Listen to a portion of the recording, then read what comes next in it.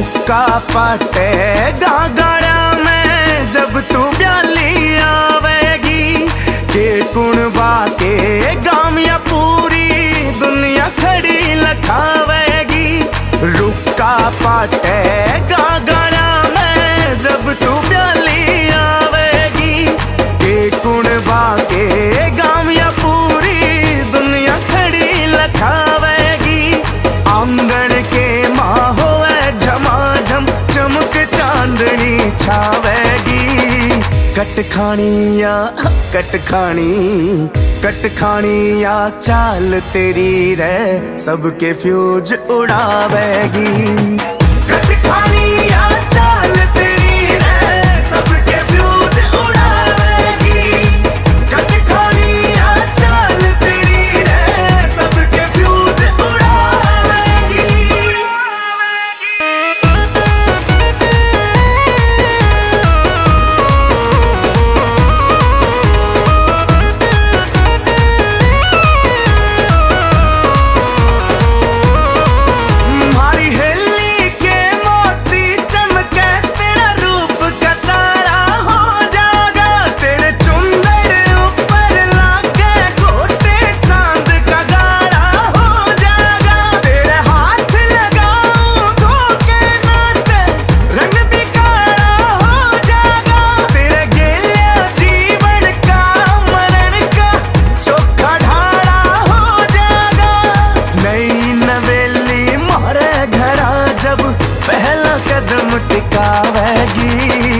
कट खानी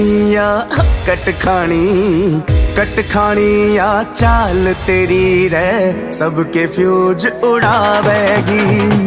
कट खानी या चाल तेरी रे सबके फ्यूज उड़ावेगी। कट खानी या चाल तेरी रे सबके फ्यूज उड़ावेगी।